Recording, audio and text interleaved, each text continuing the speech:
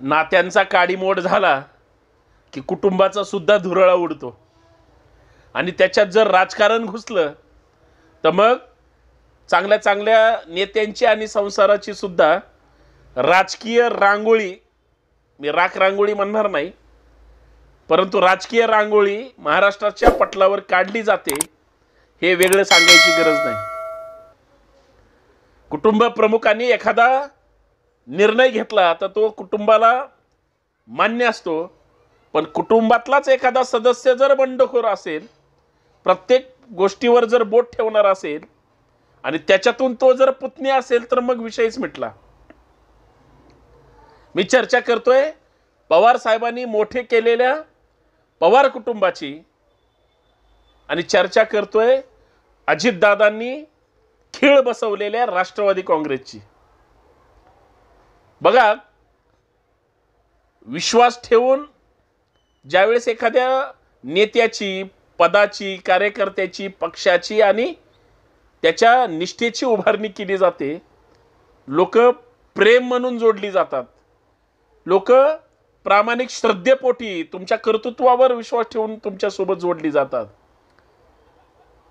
तुमच्या विचारधारेशी जोडली गेलेली असतात आणि तुम्ही समाजाला देत असलेल्या वेळेच्या कौतुकाबद्दल सुद्धा हे कारण महाराष्ट्रामध्ये मुत्सद्दी राजकारणी, मुरब्बी राजकारणी, अभ्यासू राजकारणी आणि ध्येयाचा वेध घेणारे आणि महाराष्ट्राची कास धरणाऱ्या नेत्यांवर लोक प्रचंड प्रेम करतात। आज महाराष्ट्रामध्ये जे जे नेते ज्या ज्या पक्षाचे मोठे झालेत, त्यांची विचारधारा काही असू द्या, पण त्यांनी त्यांच्या विचारधारेमध्ये स्वतःला गाडून घेऊन ज्या पद्धतीनं शून्यातून विश्व निर्माण करण्याची हिंमत ठेवली, त्याग, समर्पण, संघटन आणि कर्तृत्व याच जीवावर राष्ट्रीयत्वाची उभारणी केली, अशा नेत्यांना आपली जवळची लोक घात करतात हे वेगळं सांगायची गरज नाही। एखाद्याचं कुटुंब फोडून त्यांचे लोक हिरावून घेणं हे सहज आहे। आज कुटुंबातले अर्थात भावकीतली 10 लोक एकत्र येत नाही, तर आले तर 11वा नवीन स्वतःचा प्लॅटफॉर्म, ओळख निर्माण करण्याचा प्रयत्न करतो।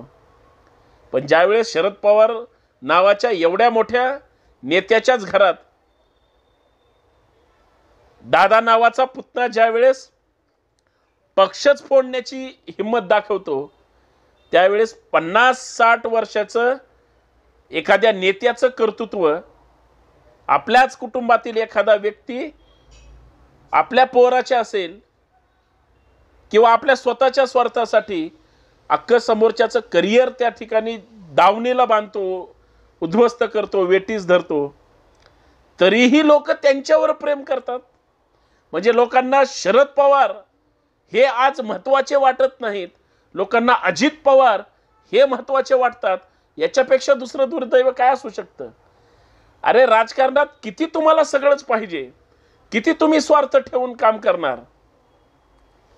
कदाचित तुम्ही घेतलेला निर्णय तुमच्या कार्यकर्त्यांच्या हिताचा आहे का नाही याच्यापेक्षा तुमच्या राजकीय कारकिर्दीला तो छेद देणारा सुद्धा असू शकतो, असं अजिबात वाटत नाही। क्षणिक सुख जर तुमचं अख्खं कुटुंब उद्ध्वस्त करत असेल, डिस्टर्ब करत असेल, विभक्त करत असेल किंवा सध्याच्या राजकीय पटलावर देशामध्ये जर ते बदनाम करत असेल, तर त्या राजकीय सुखाचा तुम्हाला मिळणाऱ्या क्षणिक त्याचा उपयोग काय?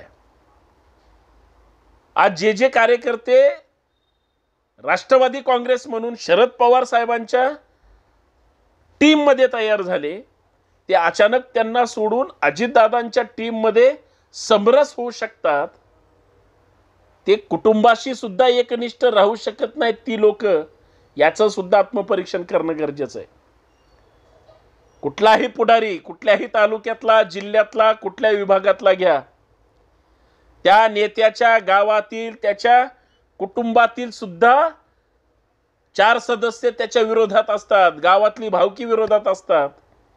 याचा अर्थ त्याला मानणारेपेक्षा न मानणाऱ्यांची संख्या सुद्धा थोडीफार आहे असं ज्या राजकारण्याला आणि नेत्याला आणि कार्यकर्त्याला वाटतं, मित्रांनो, विचारधारा जर अशी असेल तर तुम्हाला कितीही चांगलं काही मिळालं, उपयोग काय?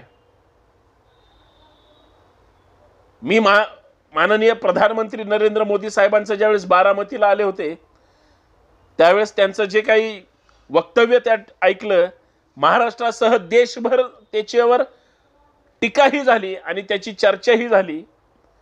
माननीय मोदी साहेब असं म्हणाले होते की राजकारणामध्ये मी एका राज्याचा मुख्यमंत्री होतो त्यावेळेस शरद पवार साहेब केंद्रामध्ये वेगळ्या वेगळ्या मंत्रिपदावर होते आणि वेगळ्या पदावर सुद्धा होते. त्याच काळामध्ये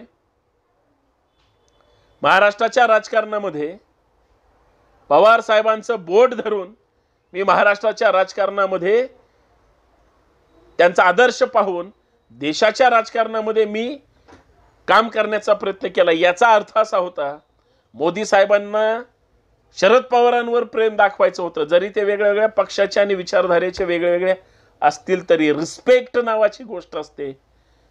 मोदी साहेबांनी पवार साहेबांना सर्वोच्च मान दिला. भले त्याच्या मागे त्यांचं राजकारण काय असेल, वक्तव्य काय असेल, मला त्याच्यावर टीकाही करायची नाही आणि त्याच्यावर चुकीचंही म्हणायचं नाही. पण महाराष्ट्राच्या राजकारणामध्ये, देशाच्या राजकारणामध्ये मोदीजींनी पवार साहेबांना सन्मान केला, सन्मान दिला. त्यांनी सांगितलंच ना की मी पवार साहेबांना राजकारणामध्ये गुरु मानतो. त्यांचंच बोट धरून पुढं गेलो आणि मोठा झालो. याचा अर्थ शब्दशः अर्थ तसा नसतो. शब्दशः त्यांनी त्यांना रिस्पेक्ट दिला. अरे तुमच्या बारामतीमध्ये देशाचे प्रधानमंत्री येऊन वेगळ्या पक्षाचे ज्यांच्यावर टीका होते पवार साहेब सुद्धा करतात, त्या मोदीजींवर सुद्धा टीका झाली. तुमच्या माझ्यासारख्याने सुद्धा म्हणजे चर्चा केली.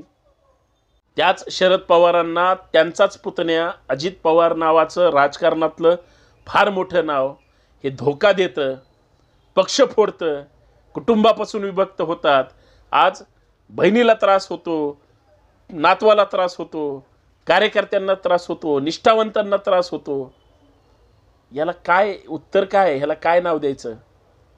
याचं एकच उत्तर आहे, महाराष्ट्राच्या राजकारणाचा दर्जा घसरला आणि पदासाठी ईडी, सीबीआय, इन्कम टॅक्सला घाबरून अविचारी किंवा आपल्या पक्षाच्या वेगळ्या विचारधारेशी सेटलमेंट करण्यासाठी कुटुंब तोडली जातात, उद्ध्वस्त केली जात आहेत.